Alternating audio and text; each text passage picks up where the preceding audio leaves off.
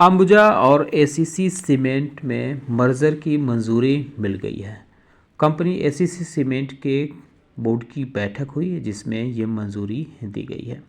Ambuja cement ने अब अपने बोर्ड की बैठक में एसीसी और ओरिएंट सीमेंट के साथ मर्जर को मंजूरी दी है। इसके लिए कई महीने से बातें चल रही थी, प्रक्रिया प्रोसेस में थी। आखिरकार बात आगे बढ़ गई और मंजूरी मिल गई। अब सवाल ये उठता है कि इस मर्जर से किस कंपनी के होल्डर को कितनी इक्विटी मिलेगी। चूँकि अंबुजा सीमेंट और एसीसी सीमेंट दोनों मार्केट में लिस्टेड हैं, तो हाल ये है कि इस मर्जर के तहत 100 इक्विटी पर अंबुजा सीमेंट के 228 इक्विटी एसीसी के होल्डर्स को जारी किए जाएंगे, जबकि ओरिएंट सीमेंट के 100 इक्विटी पर 33 इक्विटी अंबुजा सीमेंट के जारी किए जाएंगे। इसको ऐसे समझते हैं कि मान लीजिए ए के पास एसीसी सीमेंट के 100 इक्विटी हैं, तो उसके बदले जब मर्जर के बाद ए को 228 इक्विटी अंबुजा सीमेंट के मिलेंगे। वहीं अगर बी के पास ओरिएंट सीमेंट के 100 इक्विटी हैं तो उसको 33 इक्विटी अंबुजा सीमेंट के मिलेंगे इस मर्जर के बाद। अब सवाल ये उठता है कि आखिर मर्जर कब होगा। तो कंपनी का अनुमान है कि इस मर्जर का ट्रांजैक्शन अगले 1 साल के भीतर पूरा हो जाएगा और प्रस्तावित तारीख 1 जनवरी 2026 रखी गई है। तो इस पे आप नज़र रख सकते हैं। अब इसका विज़न और मिशन क्या है, आखिर क्यों कंपनी जो है मर्ज करने जा रही है। पहला तो ये है कि कंपनी जो अडानी ग्रुप है, अडानी ग्रुप में की दोनों कंपनियां हैं, एक सीमेंट सेक्टर में बड़ा प्लेयर बनना है। कंपनी के अनुसार मर्जर से ऑपरेशनल सिनर्जी प्राप्त होगी, जैसे कि मैन्युफैक्चरिंग, लॉजिस्टिक नेटवर्क का ऑप्टिमाइजेशन, कॉरपोरेट स्ट्रक्चर को सरल बनाना, बैलेंस शीट को मजबूत करना, कैपिटल का बेहतर आवंटन, इसके साथ ही नेटवर्क को आसान और रेशनलाइज करने, ब्रांडिंग और बिक्री प्रचार पर खर्च को नियंत्रित करने से लागत कम करने और मार्जिन में कम से कम 100 रुपये प्रति टन सुधार की मदद मिलेगी। तो ये विज़न है और ये मिशन है इस कंपनी के मर्जर का। अब मर्जर के बाद क्या होगा ये सवाल उठता है। तो मर्जर के बाद सभी ब्रांड और ट्रेडमार्क एसेट्स अंबुजा सीमेंट में ट्रांसफ़र होंगे और प्रोमोटर ग्रुप की हिस्सेदारी 67.65% से घटकर 60.94% हो जाएगी। इस मर्जर के माध्यम से वन सीमेंट प्लेटफॉर्म बनकर एक pan India cement power house तैयार होगा। एक उद्देश्य ये भी है इस मर्जर का, इसी वजह से ये सारी चीज़ें कवायदे की गई हैं। कुछ काम लेकिन बाकी रह गए हैं। यह ट्रांजैक्शन अभी नेशनल कंपनी लॉ ट्रिब्यूनल यानी एनसीएलटी और अन्य वैधानिक अथॉरिटीज़ की मंजूरी के अधीन है।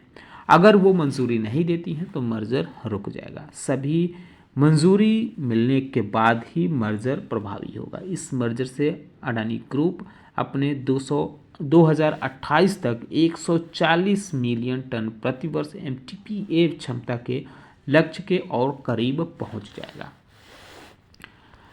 कुछ चीज़ें और बात करते हैं, जैसे अंबुजा सीमेंट के मार्केट कैप जो है वो 1,33,454 CR है। अगर इसके हम कुछ नतीजों की बात करें तो इसके नतीजे हमें बताते हैं कि 2021 में जो कंपनी का रेवेन्यू था वो 28,965 करोड़ था। वहीं इसका जो 2022 में रेवेन्यू था वो 30,928 करोड़ था। 2023 में 38,937 करोड़ था। 2024 में घटकर 33,159 करोड़ हो गया। फिर 2025 में बढ़ा है और ये 35,044 करोड़ रहा है। तो ये रेवेन्यू रहा है, यानी अगर देखें 2021 से 25 के बीच में तो बढ़ते हुए ग्राफ इसका देखने को मिल रहा है। अब जो कमाई है यानी इसके खाते में जेब में कितना आया, तो 2021 में 3,690 करोड़ आया था। 2022 में ये काफ़ी कम हो गया था 2,237 करोड़, लेकिन 2023 में फिर बढ़ गया था 2,994 96 करोड़ आया था खाते में। 24 में और बढ़ गया, 4,715 करोड़ आया और 25 में 5,145 करोड़ रुपए कंपनी के खाते में आया था। अगर हम इसके अन्य चीज़ों की बात करें, किसकी होल्डिंग कितनी है, तो इसमें जो प्रमोटर्स की फ़िलहाल जो होल्डिंग सितंबर मंथ के हिसाब से देखें तो ये 67.68% है। एफआईआई की जो होल्डिंग है ये 5.91% है, जबकि डीआई की होल्डिंग 19.41% है और गवर्नमेंट की इसमें होल्डिंग 0.21% है। पब्लिक होल्डिंग जो है ये 6.77% है। अगर हम एसीसी सीमेंट की कुछ चीज़ें बात करें तो एसीसी सीमेंट की जो